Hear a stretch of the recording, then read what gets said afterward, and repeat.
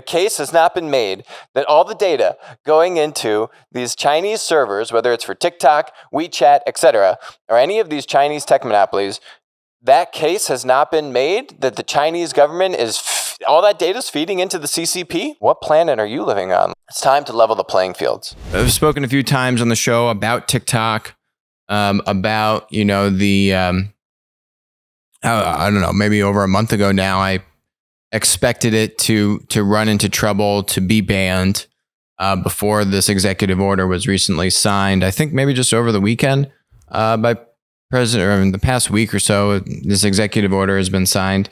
And so now everyone has an opinion. Everyone's coming out with an opinion about, oh, well, is it good to ban TikTok? Is it not good to ban TikTok? What kind of precedent does it set? And, my general feeling on it is, and I'm going to give an example here. My general feeling on it is everything in this country has become so politicized that I want to give people the benefit of the doubt, because it just seems like they're not able to create an own independent thought for themselves, right? When you kind of look at the narrative around, is it good or bad for us, for the US to be taking action against TikTok and WeChat? You have very well-reputed kind of American leaders, thinkers. I'm going to highlight a couple of them, which their reaction to this ban is very peculiar. So let me give my example about my analogy of what I take this TikTok ban to be like. Let's say you have two kids, right? Two children, and they're friends. One child, his or her family, invites the other child over very frequently to play, to have play dates, right? And then there's no reciprocity, right? The child that always gets invited over, that child's family, doesn't mean the child's a bad person, but that child's family doesn't invite that friend over to play dates, right? So it's a one-sided play date relationship. And to add insult to injury, the child that gets invited over to this very nice family's house comes over wearing a wire or wearing a GoPro, recording everything that happens while they're in the house, because that child's family says, oh, well, we need to ensure that our child is safe. But then, you have fears about, well, I don't know, like, I don't want everything in my household to be videotaped and then going back to this other child's house. And I don't know this other child's family, because that other child's family never invites my kid over to play at their house. It doesn't mean that the children are bad. It doesn't mean that inherently the companies in this analogy are bad.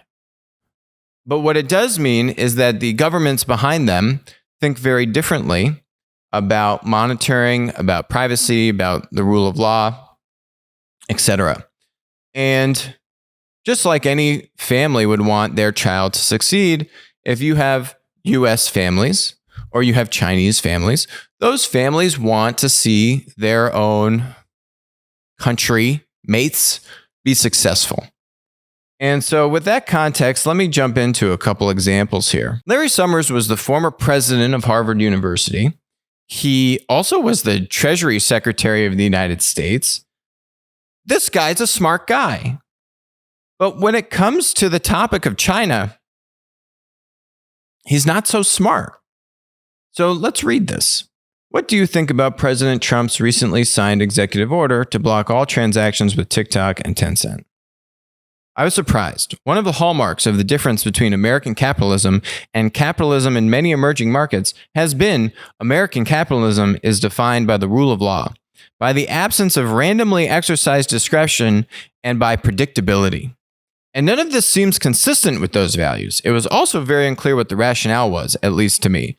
If there was sufficiently egregious espionage activity, I could imagine taking radical action, but that case has not been made. What planet are you living on, Larry? You don't think that the case has not been made that all the data going into these Chinese servers, whether it's for TikTok, WeChat, etc., or any of these Chinese tech monopolies, that case has not been made that the Chinese government all that data is feeding into the CCP, and they're actively actually forcing rules and taking penalizing action on people based on their behavior inside the platform. We've covered this for the coronavirus, where you had doctors and nurses using WeChat in the early days of the virus to try and communicate with others and get the word out about what was happening. And the government read these messages through WeChat, owned by Tencent, and then basically penalized these people. They had the police haul them in, interrogate them, talk to their families, threaten them, arrest them, and take action and basically say, you can't talk about this. You can't tell anyone. And you basically lock down these communication platforms, which are supposed to help people communicate. I would not allow it to happen. So this, to me, he's a smart guy. Larry Summers knows that the Chinese government gets all the data from TikTok, but he's acting dumb. I'm going to give him the benefit of the doubt because he's a smart guy, but he's acting dumb. If there were sufficiently large threats around sabotage of networks, I could imagine action. Again, he's acting dumb. I'm giving the guy the benefit of the doubt here because I don't want to call him anything else. Let's look at the USCIS decision against Grindr's acquisition by a Chinese private equity firm. Grindr, the dating app for the LGBT community, was U.S. company, right?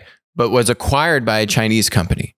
And the USCIS struck that down for concerns over national security. We've talked about that many times on the show, where you have, sensitive information getting into the hands of the Chinese government. If you're a government official and what your sexual preferences are, and if you don't want people to know that could be information or leverage that now the Chinese government has on you. And there's plenty of precedent around, them running very sophisticated, largely coordinated efforts to apply pressure to government officials, actually like over LinkedIn and all of our social networks, as well documented. I think there's plenty of examples of this, and I just don't think the guy wants to be honest. Right? I don't think he really believes this. I just don't think he wants to be honest or address the truth. Threats are part of negotiation, and I can imagine making threats in the negotiation. But this seemed as much a strategy of distraction from other troubles as anything else. So now he's alluding, Trump is just doing this to take distraction away from other domestic political issues that he has going on. Okay. That's one example. Let's go to another example. PitchBook, this data service we pay a bunch of money for. Now Trump has set a new precedent, and already there are signs that China won't take the bans of WeChat and TikTok lying down. A government spokesman accused the U.S. of engaging in political manipulation and oppression, and TikTok called the bans a dangerous precedent for the concept of free expression and open markets. Boy, is that rich. The immediate implications of Trump's moves are myriad. TikTok finds itself in the midst of negotiations with Microsoft. Okay. A ban on WeChat. Okay, now this is the empathy paragraph. A ban on WeChat, the dominant chat and messaging app in China, would make it harder for people of Chinese descent in the US to communicate with friends and family in China. One of the internet's early promises was that it would connect the world, bringing us all closer together. Here's the altruism: creating a new global community of cooperation and communication. On the surface, apps like TikTok and WeChat embody that dream. Oh, do they? But for politicians and national security experts, worries remain about what's beneath the surface. There is no reciprocity between the US and China. Yes, the internet was supposed to bring everyone together, but you want to know who polluted that? It was the CCP and the Chinese government, not the United States. Okay? It was the Chinese government putting up the Great Firewall, the internet firewall, not allowing in any other US or foreign tech companies to operate in China, right? That wasn't the US, that was China. But no one wants to call that out. No one wants to say that, oh, well, US tech companies haven't been able to operate in China. And Apple, being the only one that does, has to store all their data in China, has to give all the encryption keys to the Chinese government, right? Because they want that control. That's why Facebook never went into China, because they didn't want their servers stored there. So you have Larry Summers. You've got this, all these different pundits saying, oh, this is not what was meant to happen to the internet. It's very simple. If you want US companies to be on equal footing, don't need to give them an extra advantage. It's just equal footing, right? Where if Chinese tech companies can come into the United States and compete, which is fine, then shouldn't US companies have that same ability to go into China and compete? Wouldn't that make sense? No one wants to address. It's not even an elephant in the room. It's just super obvious. We have a lot of global listeners on the show, right? So everyone can appreciate this fact. There's nothing wrong with being a patriot. There's nothing wrong with wanting to see companies or your own country, men and women, be successful, better life, right? Better expendable income, right? You want to see your country succeed. And hopefully that's not a confrontational statement to make, but it seems like sometimes it is. That's just point one, okay? Point two is there's clear tracings of the CCP using this data coercively to benefit their own country, the Chinese government, to provide government information, leverage, whatever it is, right? To advance whatever the whims are of the CCP. It's time to level the playing fields. It's time to both level the playing fields and just do basic things for national security. You've seen India do it, 59 different apps. I think, slowly now you're seeing Europe get on the bandwagon around Huawei and ZTE. I don't know why it's so hard to grasp that the CCP is not a good government. Okay, just full stop. There are many issues, and you don't want your data to be viewed and consumed and manipulated by the CCP. Those really shouldn't be contentious remarks to make, but for some weird reason they are.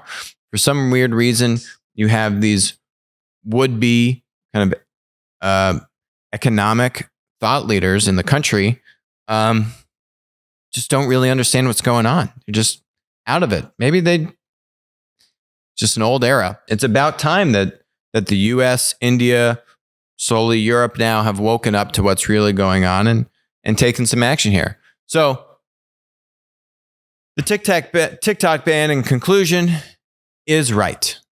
The fact that Chinese people that want to communicate with Chinese loved ones in China, and now that WeChat will be banned, and now those people are disadvantaged, that's not the United States' fault. That's the CCP's fault. It's the CCP that has only allowed WeChat to actually allow external communication because the Chinese government monitors every damn thing that is said on WeChat, as we've discussed ad infinitum on this show. So that has nothing to do with the US. It's the Chinese government that has only allowed one app to have communication in and out of China. Making sense yet? I think, TikTok as we know it is pretty much kaput. Maybe it lives on through Microsoft or something, but I think it's going to be a rocky road for TikTok. And they're rushing to get this deal done. They've probably got 35 days left or something. And I don't know. It seems like a nightmare, frankly. Hi, this is Alex from Winner Take All. Thanks for joining us. Hope you enjoyed the content. Feel free to leave a comment, ask us questions, and definitely make sure to join us on our next live stream.